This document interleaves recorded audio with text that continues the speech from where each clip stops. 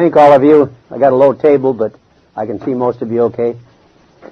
I'm Jess, and I'm a exceptionally, overwhelmingly, unbelievingly grateful sexaholic.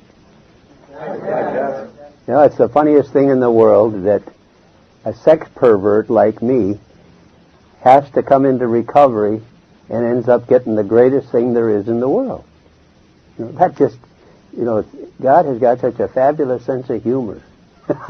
A piece of garbage like me, you know, and ending up with you and with a good path, and you know, and you folks helped point the way.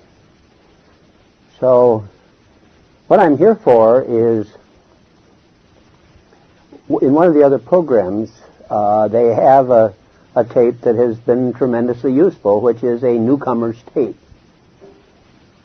And one of the guys in our meeting out there, a newcomer, came to one of our meetings, and somebody gave him a tape. And I thought, my God, that's not the kind of tape to give somebody fresh and new to this program.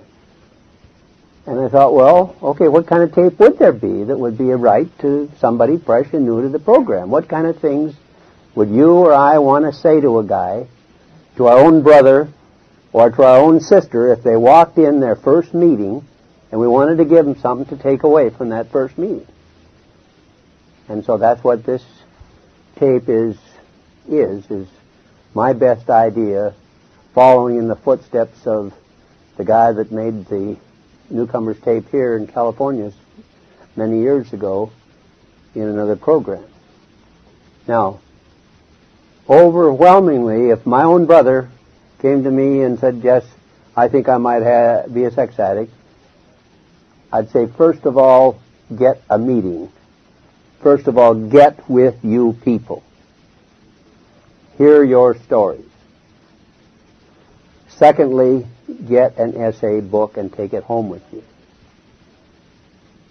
Take the essay folder home with you. I always thought Chapter 5 in AA was the greatest, most inspired thing I'd ever read, the first part of Chapter 5.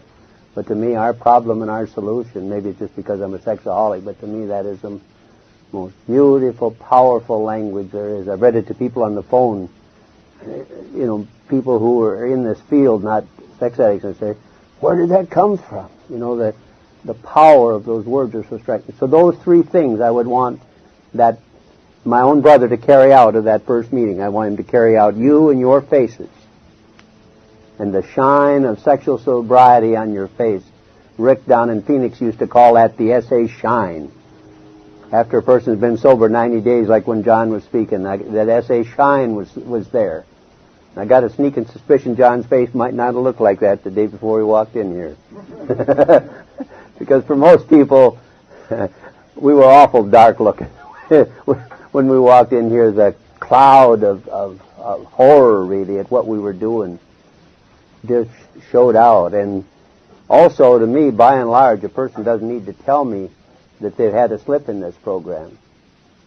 To me, the darkness of their face shows it.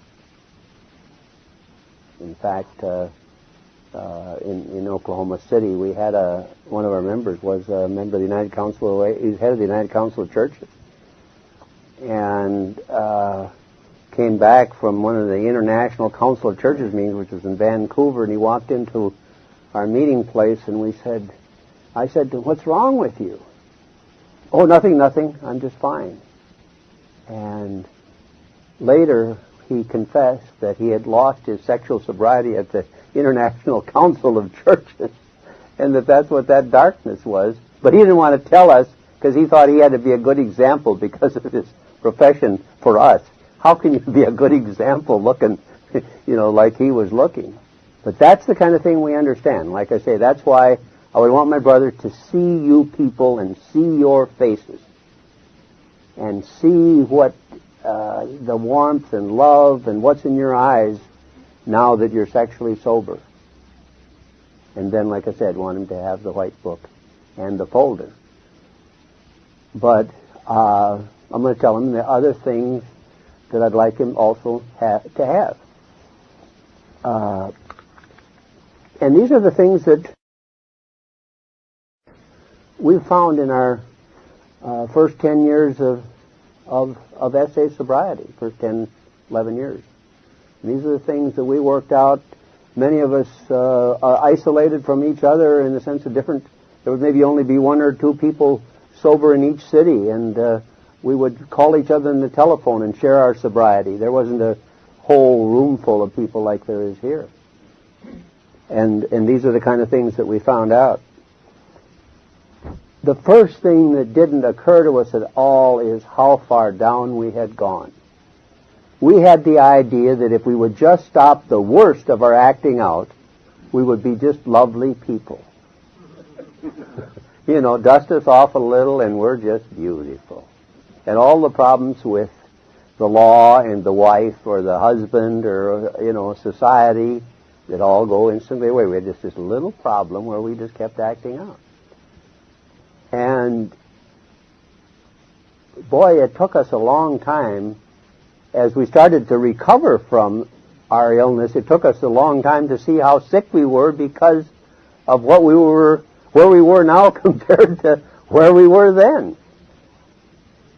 I had one of the examples of it in the first 30 days of the program. My son and daughter were both alcoholism counselors, and I went to Oklahoma City from Phoenix, where I got the program, and they both looked at me after 30 days of sexual sobriety, no lust for 30 days, no acting out for 30 days, and they both looked at me and said, "Dad, you're different." Well, I just couldn't conceive of it. What had I been before and what was I now? And I didn't conceive of how bad I was before, that they could immediately see some difference in their father. And it was a stunning thing to see how far off the mark I was. Because there's a tremendous progressiveness here. We start down a toboggan slide to hell, and then we just keep going further and further down, and each step is worse than the one before it.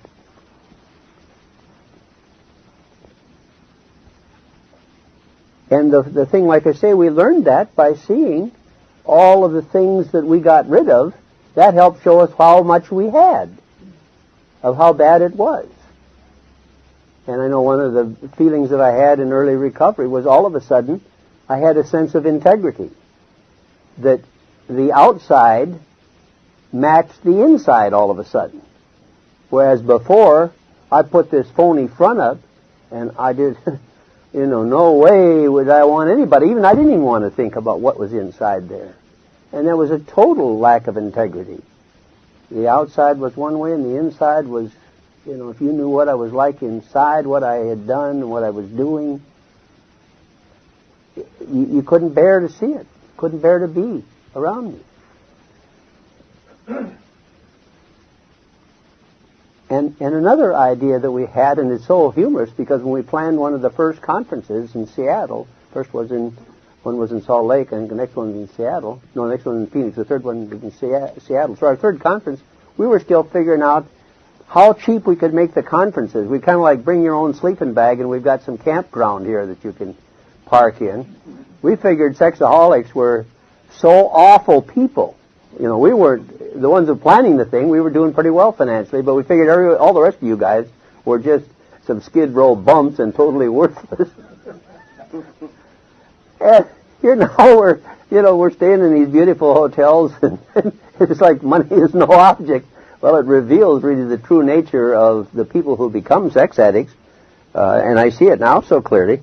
Like the people I sponsor. I sponsor a playwright, a psychiatrist, a master of engineering, a priest, a minister, and help sponsor an opera singer. I've only got one guy sponsor that is anywhere out of the upper echelons of income earning. Okay. Why? Well, simple. You have got to have, unfortunately, quite a bit of intelligence to look at a picture in a Montgomery Ward calendar or a catalog of a woman in her underwear and get sexually stimulated by that. They take that for granted, but your ordinary ditch digger, that does not turn him on that much. He needs something a little more concrete than that. But because of our minds, we can make a lot out of very little, really.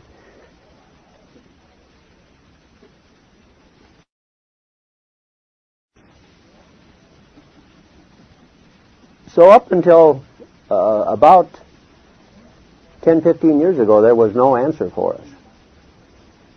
And the answer was we were just progressing in our addiction, and we didn't have the same kind of end as the alcoholic, in the sense of an alcoholic, it takes you right to your death almost always. This took us to a moral death.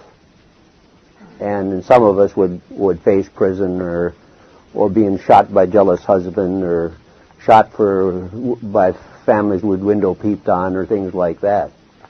But most of it would just die this disgusting death to me, which is way worse than a physical death, of just going lower and lower into degradation and more isolated from everybody in real society and real humanity.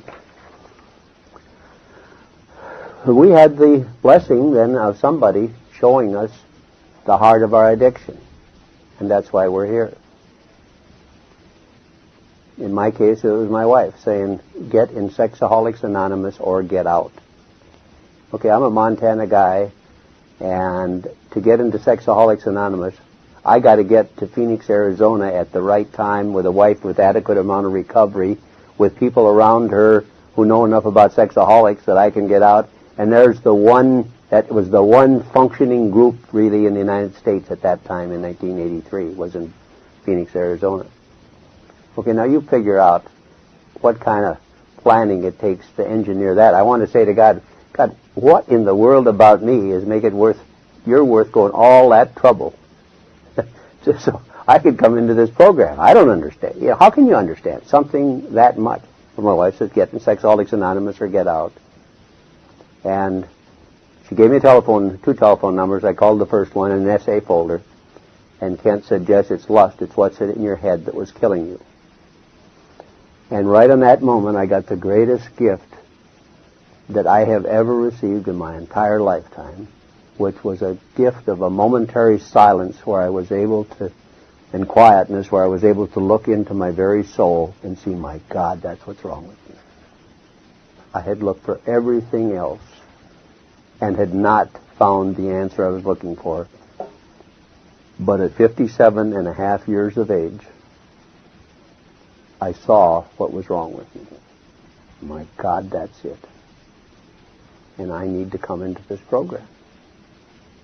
And I became sexually sober that moment. I didn't have to go to my first meeting either. At that time, I'd had 17 years of 12-step program. So I knew all of the other parts. I had all the other pieces of the puzzle. And I knew immediately that I could get immediate relief from lust, which happened to be the only part of my addiction remaining, but it's the most awful part, really. Most people come in lusting and acting out. I came in with almost 7 years of not acting out, but lusting every night and every day. So I'm a beautiful example of how sick you can get without acting out, and how much lust is the core of the thing. So I get the same relief from giving up lusting that those of you who lusted and acted out both got from giving up lusting and acting out. So those were the most precious words that I ever heard. And God gave me this beautiful gift, and why God gave me that beautiful gift. And of course, for years I went through thinking, well, I had some fantastic strength that I could give up lust, and why the heck didn't these other idiots that were coming into SA give up lust as quickly and easily as I did?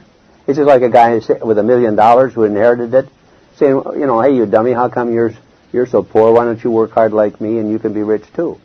He's missed one little thing. He got to have $1 million handed to him. Okay. And that's the mistake I was making. I had the gift handed to me and then was taking credit for it for some years. It took me some years to understand that it was a free gift from God, and why I was given this gift I will never know. Why I was given this program and the knowledge of it, I'll never know.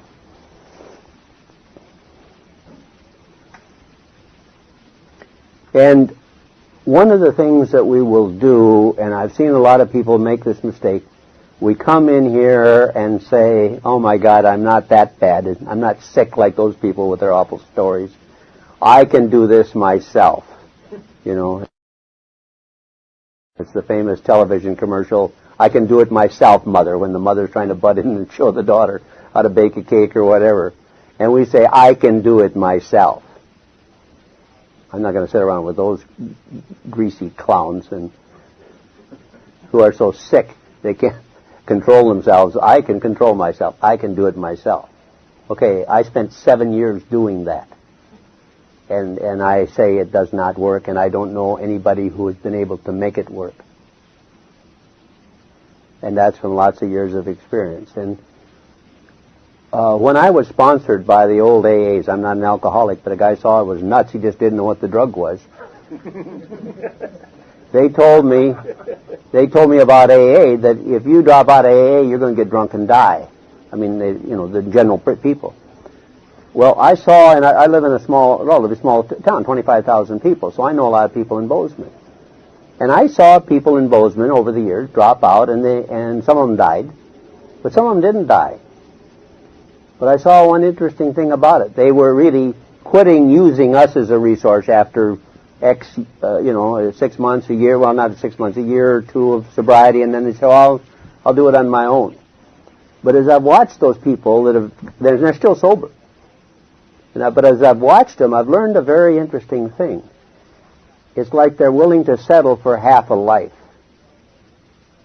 They got enough sobriety to take the heat off in terms of their conscience.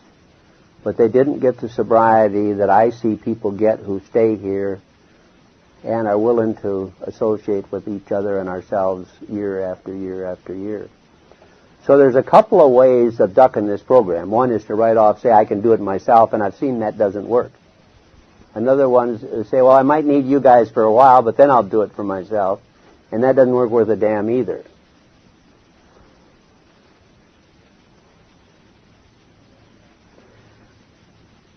And I think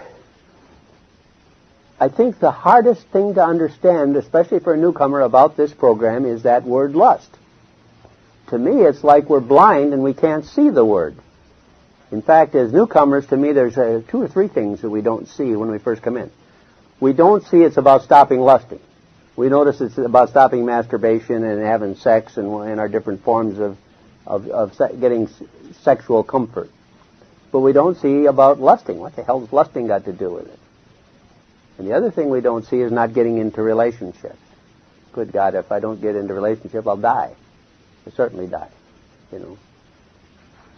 And those are the 2 things we don't see, and particularly lust. And again, when we first came into this program, there were the other 2 programs going simultaneously, and we were the one with the real tough restrictions. We were so tough on stuff, and I thought we would never go anyplace. It was good for me, but I didn't see that we would ever stand much of a chance in the marketplace of these ideas, but that hasn't worked out. Because oddly enough, this so-called tough program is the one that has grown solidly and steadily through the years. And why is that? And to me, the answer is the power in stopping lust and the focus there. But I see how long it takes for newcomers to begin to understand that we really mean it and that lust is really harmful. And they can't conceive of it. So they got 2 problems with lust, and I'll talk about the first one first, but I'll also mention both of them right now. They can't conceive that lust is so harmful to them, and then they can't conceive, if they do get to that point, they can't conceive that they could ever live without lust. The thing that's their constant comforter every day in their life from the time they're about 5 years old up until the present time. Okay, so let's talk about lust and why it is a problem. Okay, like I say in my case, the minute I gave it up for 30 days, all of a sudden my 2 kids could tell the difference in me. What in the hell was it doing to me that they could see a difference in just 30 days? Well, I know now what it was doing to me.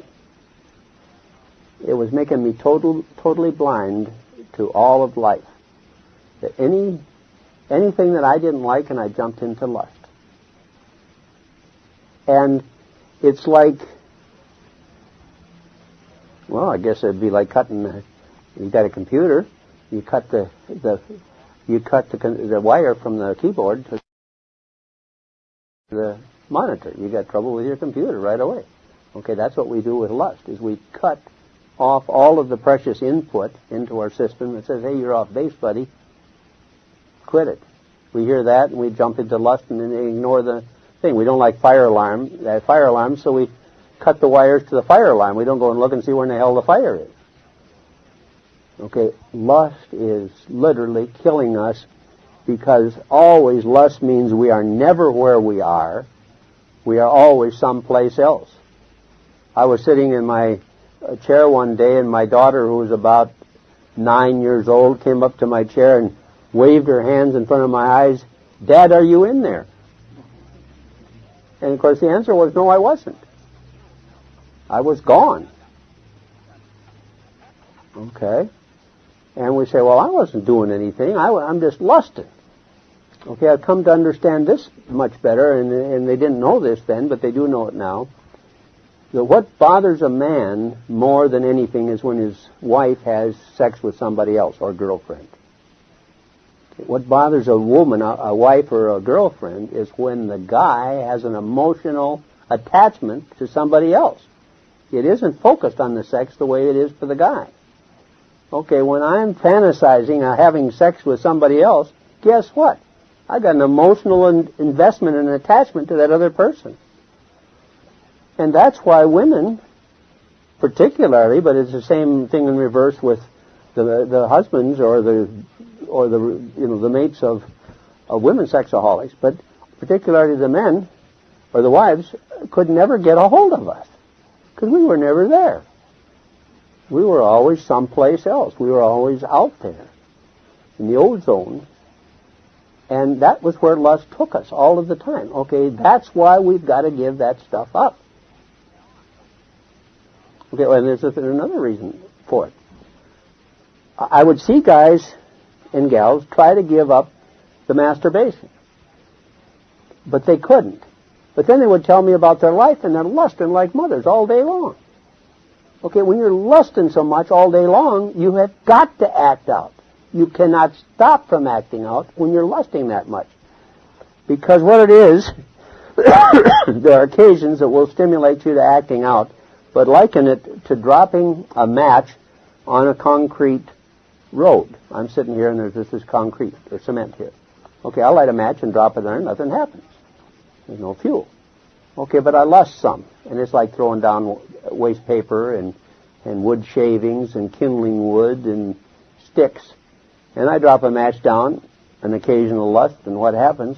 Bingo! All that lusting created all that fuel, and I haven't got a prayer stopping it. Okay, so I got lucky because I had just lust left to focus on. That's the only thing I had to give up, so it was so much clearer for me. But in those early days of SA, the guys were saying to me, what the hell are you doing giving up lust? For God's sakes, that's the greatest thing there is. You know, because there was no knowledge at that time, and they couldn't read the book very good. There was no knowledge that time of what the hell it was. You see? So, it has taken us up to now, and it's simple to see this now, or simpler to see this now, because the combined experiences of the fellowship, as Roy calls it, in the crucible of our experience, we have come to this tremendous position now where we see it so clearly.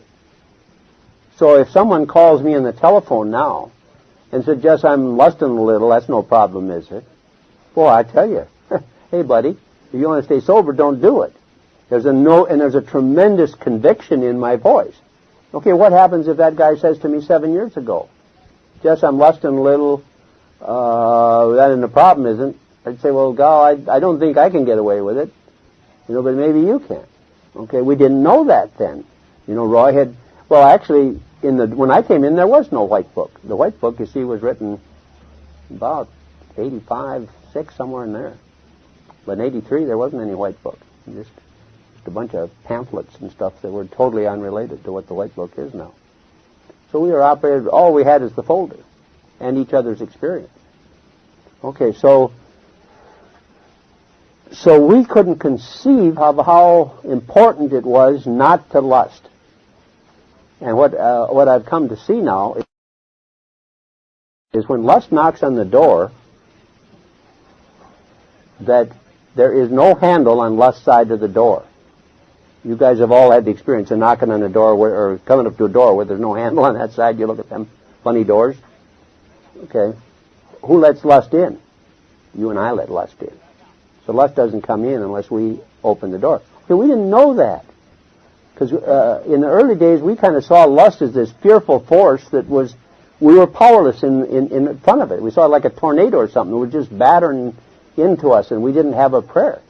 And we see now in the fellowship, the knowledge of the fellowship is no. All we do is ask God's help, and we don't have any lust. Only problem is we got to be willing to ask that God take our away. I had a beautiful example of that with a chocolate candy bar. I'm on a no eating between meals diet. I'm going to lose 20 pounds in 20 years. That doesn't mean I'm going to take that long, but it also means I'm not going to lose it next week. I'm going to lose it like I gained it, which is I gained 20 pounds in 20 years. I'm going to take 20 pounds off. I might take it all off 6 months from now. I don't know. But it's going to go in God's time, not my time. But anyway, so I don't eat between meals. So I know where heaven is. It's in a giant Hershey's bar. That's heaven. So my 2 grandkids are with us over Christmas, and here's one of their giant Hershey bars, and so I crack off a roll and I look at it and I said, oh my God, I'm so stressed out. I need this. And the thought comes, you got to pray. I don't want to pray. I know my prayer will be answered. So I said, okay, you got to pray. Okay, God help me. So I took the candy and put it away in my candy box where I could eat it after a meal. And later on in the afternoon, the same thing happened to me again. Okay, that's the way it is with us on lust. We've been told here that if we'll pray lust away, we're protected against it. And we know that, and that's why we don't pray, because we know it will work. Okay? Okay, and then like I say, then the other thing about lust is we don't understand we can't get away with it because it forces us literally to act out. And then we think, okay, how in the hell can we live a life without lust? You see, because most of us think of our sexual careers as being our sexual acting out. But the answer is you can't masturbate more than 5, 10, 20, 40 times a day. For whatever time that takes, you can't spend more than X hours sexually acting out, more like X minutes of sexually acting out, even in a total of your 18 waking hours or 16 waking hours. Okay, what are you doing in between time? And the answer is you're lusting. So the bulk of our thing is the thinking about sex, thinking about the consequences of sex, planning for sex, all of the lust, fantasizing in a moment's notice. When I first came in this program, I watched a guy drive into a house in Phoenix there in a side street, kind of a dark situation. I thought the guy stopped in there to have an affair with someone. The poor dummy was probably going, 99% of the time he's going home. But my sexual mind, no, that's lust. Everything is sexual, and it's all feeding the addiction. Okay, how can I live without that? And to me, this is the toughest thing that we offer the newcomer, the toughest difficulty we offer the newcomer, is we're saying that comforter of yours, that thing that you have relied on for comfort since you were 5 to 10 years old, all of your life up until now, incessantly, you have got to give up and get along without it. So it's just like we're standing on the edge of the Sahara Desert, and the guy's got his canteen of lust there, his water. Now I say that's false water, it's killing you. It's got poison in it. And I lay his canteen down and I shoot it full of holes. And I say, come on, we're going for a walk. And we walk out in the Sahara Desert. And I got my canteen over my shoulder with water jiggling around inside, real water. Because I've learned how to get real water out of my canteen. And he doesn't know how to get real water yet because he's new in the program. So he said, God, I'm thirsty, I'm dying. And I said, no, buddy, you do it. But you've got to get through it. Because that poison back there is killing you. And this is the part that it's taken me some years to get to because I didn't have compassion and understanding for the newcomer the way I should have had. I didn't realize, because again, I had so much time in this program when I came in, I didn't and most of the people came in an early day SA. Most of us had other program time.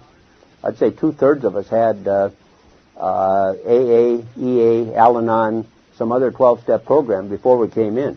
So in a sense, we had an alternate source of water. And now we're having a lot of people come into SA who have not had another 12-step program. So they come in and we're walking out in the Sahara Desert and they ain't drinking water. And we are.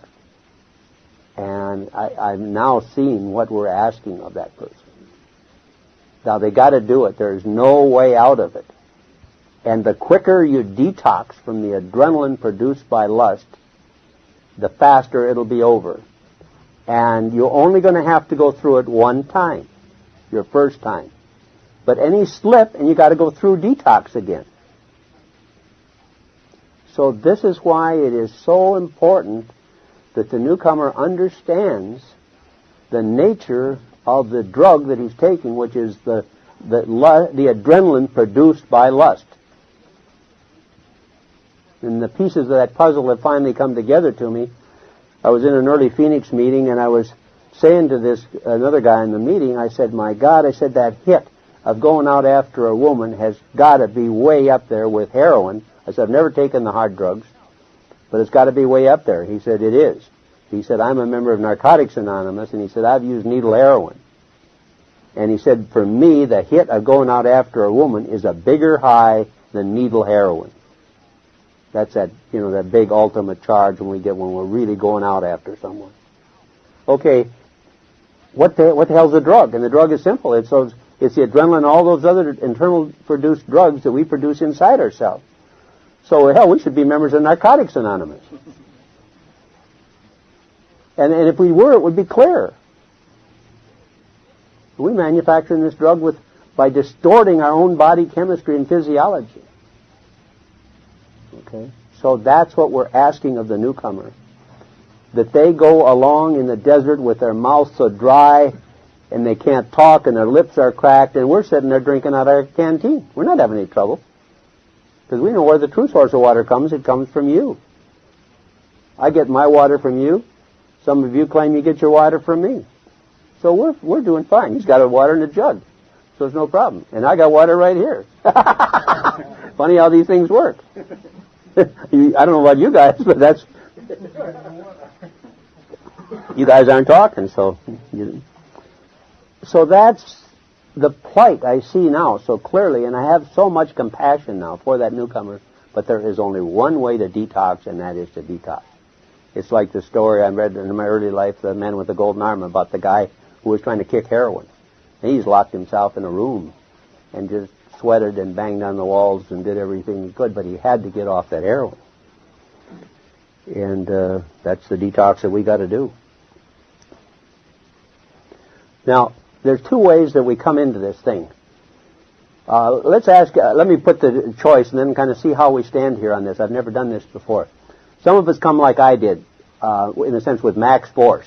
We got a gun to our back, and I had to come in or the marriage was gone, or we come in or we go to prison, or we come in or, various things. Or we come in and we look around and we see, wow, this thing that I've got is headed in a bad direction. I'm not all the way down yet, but I better come in. I know guys that have done that. Okay, how many of you came in like I did with max force behind you? Okay. How many came in the other way? About half, it looks like. Yeah, it's about half and half. Okay, I don't understand the other half of you guys.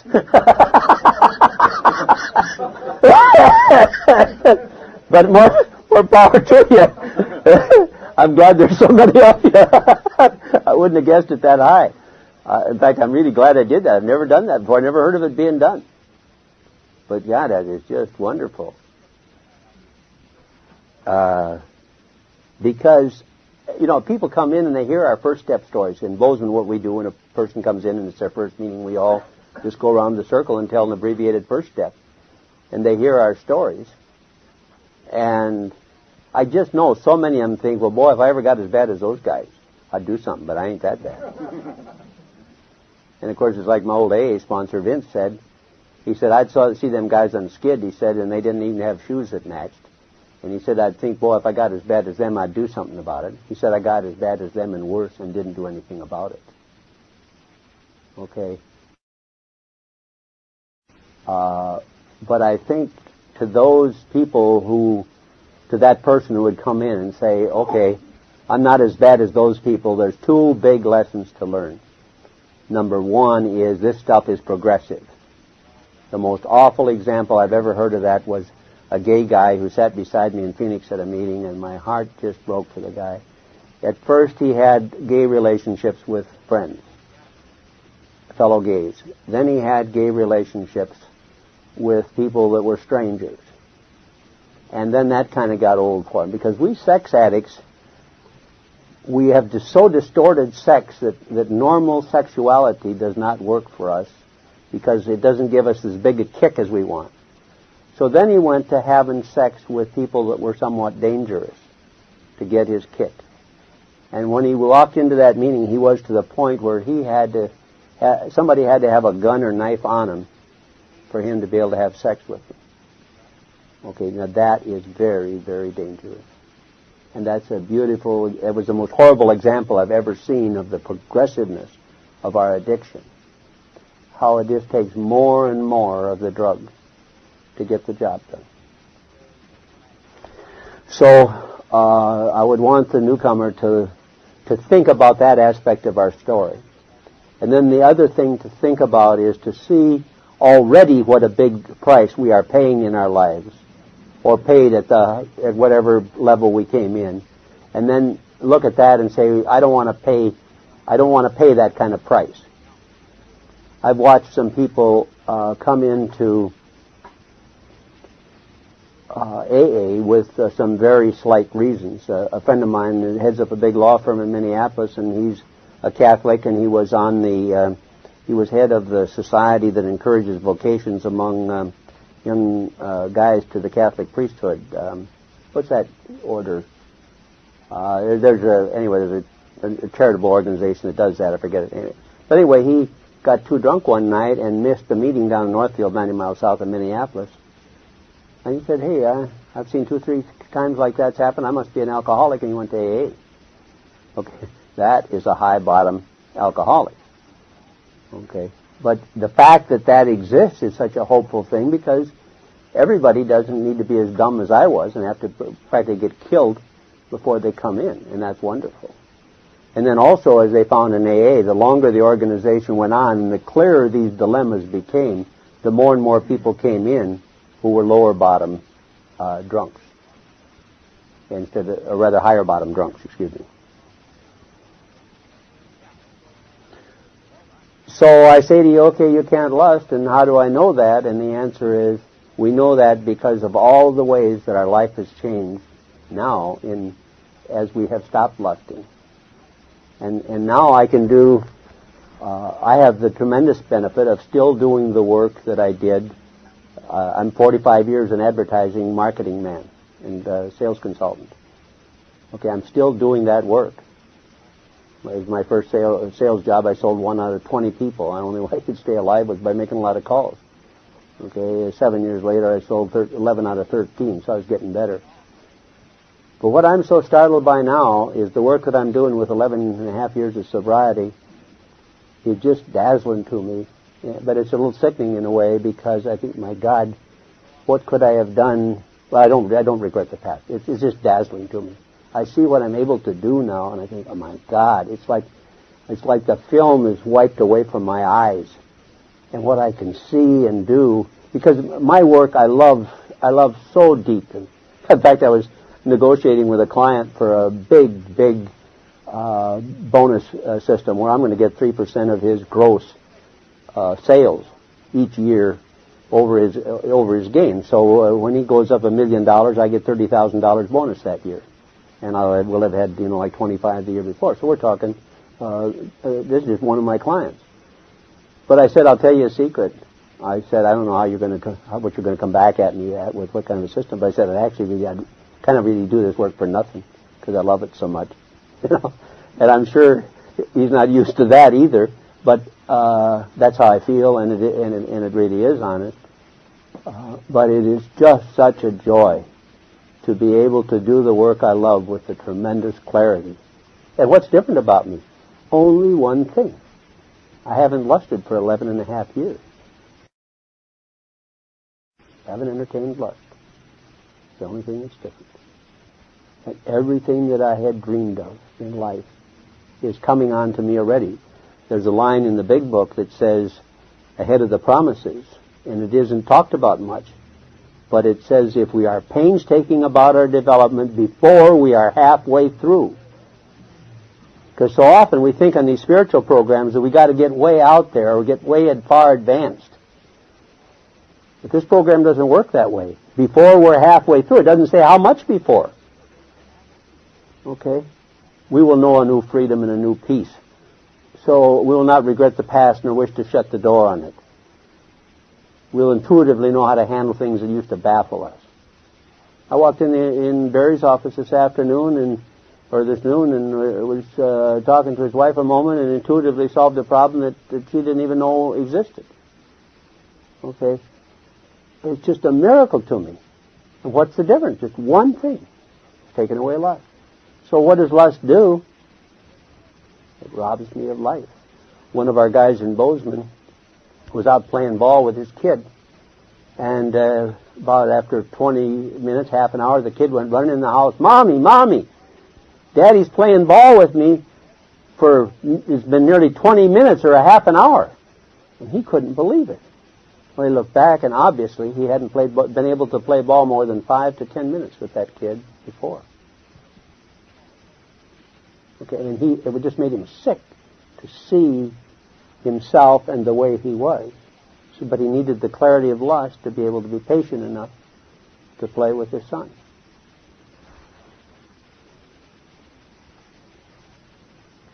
Now, I think, and there's no research to back it up like there is with the alcoholic, but I think we have a funny reaction to lust and adrenaline. I think we are particularly sensitive to pictures and the ability to remember pictures and to get a hell of a lot out of pictures and to get a hell of a drug hit from pictures. Why in the hell would people do what you and I have done, which is to give up so much life just to entertain a bunch of pictures? The story that Roy tells in the White Book is such a powerful one of where he comes out, I think it's in the White Book, where he comes out of the restaurant, or he comes into the restaurant as they're waiting, and there's this beautiful gal comes out, and one of the guys makes some remark, boy, I'd like to jump in the sack with that one. And he starts thinking about her. They go on into the restaurant, and pretty soon the guys are talking about something else. But Roy's head is still with that, and 2 o'clock in the afternoon, his head is still with that woman. Okay, that's us. Okay, now why do we do that kind of stuff? I don't think it's just an accident. I think, like the alcoholic, we're particularly sensitive to it and get, like I said to Vince, I'm not, alcohol doesn't do anything for me. It just puts me to sleep. Alcohol, he said, takes me to the land of impossible dreams. Okay? Lust takes me to the land of impossible dreams. Well, why in the hell does it do it for me when it doesn't obviously do it for somebody else? Because a lot of people won't lay their whole life on the line just to be able to lust like I will. Okay? And I see it in alcohol. I won't lay my life on the line for alcohol because it doesn't do anything. I get a little high from it, and it's fun to drink, but I'm not going to lay my life down for some drinks. But Vince would. And did. He lost a whole family and spent, 10 years on Skid Row. Because he had an unnatural high and hit from alcohol. Alcohol did something for him it wouldn't do for anybody else. And I think it's the same way with lust. Lust does something for us it won't do for anybody else but us, a sexaholic. That's my guess. Now, it might be many years or never before we're able to document that, but I tell you, I believe it enough that I don't want to, I don't need to see the study. I've got a PhD in science, and I know the scientific method and all the other stuff. But I don't need to see a study. I've seen enough evidence in people's lives, both the ones who came in here and couldn't stay, which is the bulk of people, because in Phoenix that group was like musical chairs. You had a new person selling lust in the same chair over and over again. And it was just awful to go through that.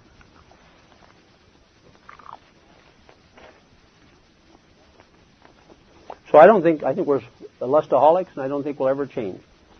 And I think that, to me, as the years go by, we will increasingly comprehend more of what Roy has put in that book about the lustaholic and lusting and all of the problems of it. And lust drunks.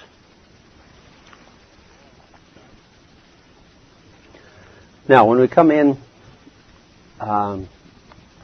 we can say, okay, these ideas maybe work. I'll go home and practice the program. You can't do that here.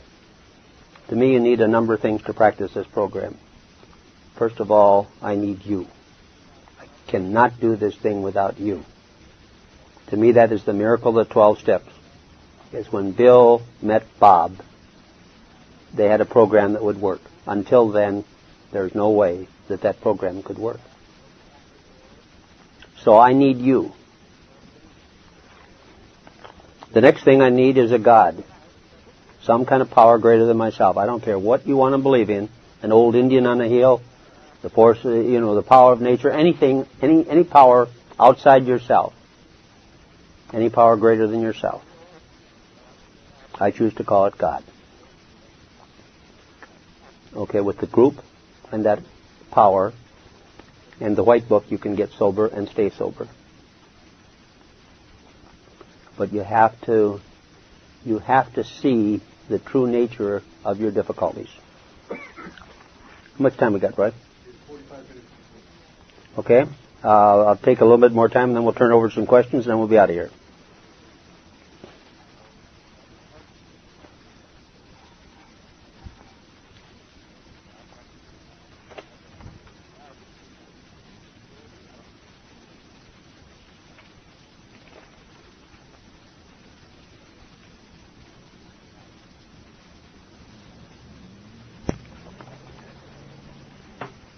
So the first thing that, as we come here, the first thing we begin to see is not our insanity, because that's such a damn hard thing to see, but we begin to see how we kept doing over and over again the same dumb thing, and it didn't work. And then we hear somebody at a meeting say, what insanity is when you do the same dumb thing over and over again, it doesn't work, that's insanity. And you see, all of a sudden, oh my God. Yeah, that is. Okay? So then we see we're insane. Well, if we're insane, we're ready for the second step, is that there's a power greater than ourselves going to restore us to sanity. And that is the thing that we offer that the psychological programs can't offer, our therapists can't offer. I don't think there's any of one of your therapists who can, their job is to bring us to a certain place, but it was just like Carl Jung sent Roland away and said, I can't do any more for you. You're a hopeless alcoholic, and there is no way that therapy can help you. The only answer is a spiritual experience of some kind, and that is what we have to offer here. We can help you see that you're insane, we can give you support, and we can point towards a higher power, God as you understand Him, that can restore you to sanity. And we tried to find that power, most of us did when we were acting out. Well, just in a simple way. I prayed like a mother. I was a college professor and was abusing women college students when they'd walk in my office sexually. They didn't fortunately see it as abuse, but I would be sexual in ways with them that was inappropriate, and I would be, here I had, at that time, 5-7 years in a 12-step program, and I'd be praying to God that I would not be sexual, and then I would be. How many of you prayed that you wouldn't act out sexually before you came here? How many of you prayed? Okay. Me and God couldn't get the job done. You and God couldn't get the job done. You had to have, like I did, you had to find a God with skin on, which is each of you for me.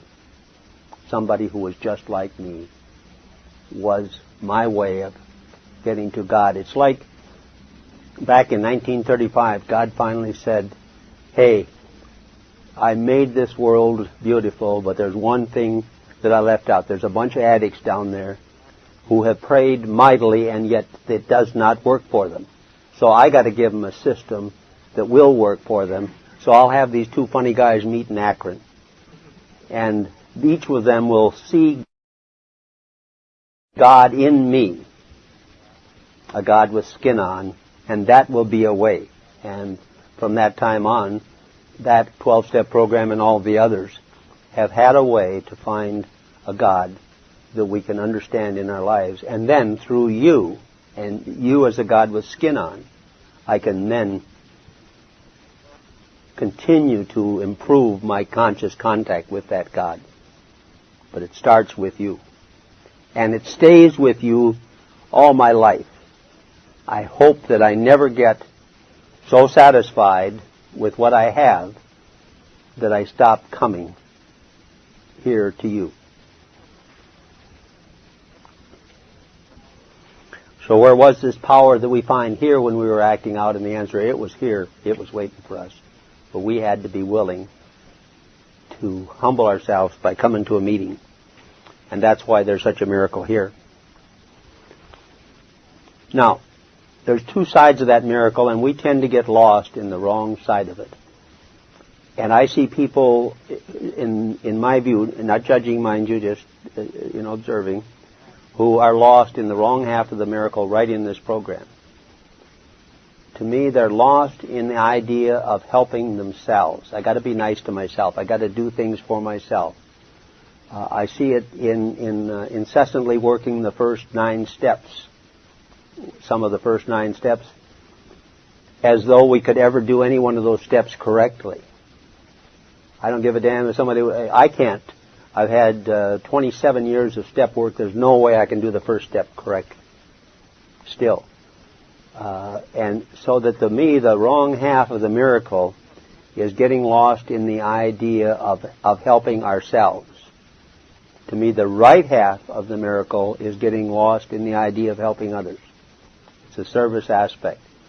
To me, the first 9 steps are to be worked by us as quickly as we can work them.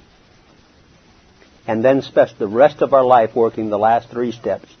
And let God then step in and improve and transform us and improve us and remove our defects of character. So that, to me, the best half of this program is where God does the work. We spend the rest of our life, then, helping God's children do what they want to do. We do God's work, and God does our work. And to me, that is the half of the miracle that is important, that we get lost in that half. So if we will fulfill all the conditions of the 12 steps, we will have everything the 12 steps promise us. And the heart of those 12 steps is surrender. To abandon ourselves completely to this simple program. Here are these 12 steps, and they'll fit on a little card in our billfold. And yet that's the biggest thing there is in the world, is abandoning ourselves to those steps. Like, you can read it, and you can translate all 12 of those steps into just a few short words. The first step, I can't. The second step, God can. The third step, so let Him. And then the next steps, I clean house. And the last step, the last 3 steps is I do God's work and God does mine.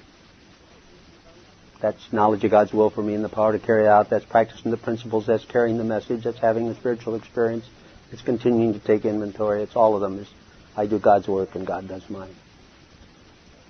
We cannot fulfill those conditions. I've never seen anybody that fulfilled those conditions that wasn't transformed and changed radically.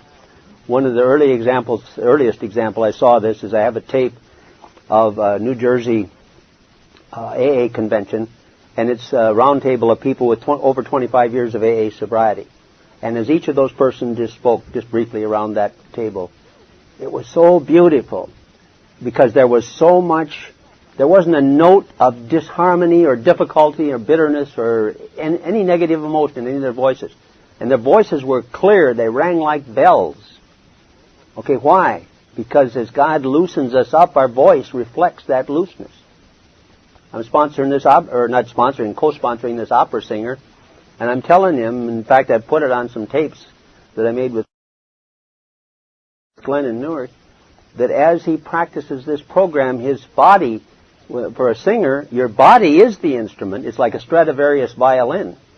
You put it in a humidity environment and it loses its tone. Okay, that's him as a sexaholic.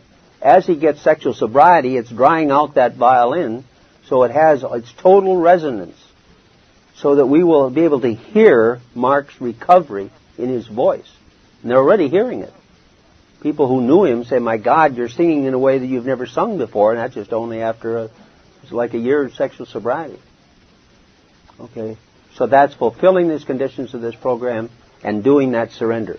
Now, that simple surrender is the toughest thing there is in the world, because we're men and we're status people. Like all this crap about men and women are the same is the biggest bunch of phony baloney that people are trying to sell themselves. You put 3 little boys in a room before they have any language, could have learned anything. You put 3 little boys and 1 toy in a room, and the toughest, most dominant kid has the toy. You put 3 little girls and 1 toy in the room, and they share the toy. Okay.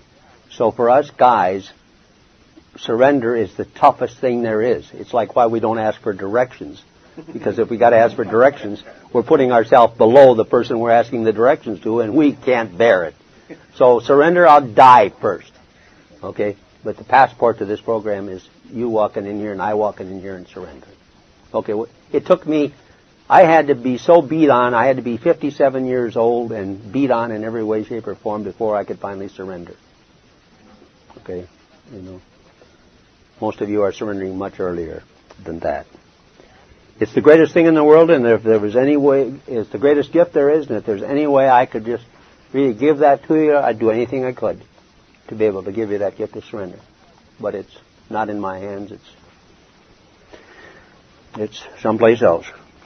So my surrender was given the original impetus of my wife in Kent.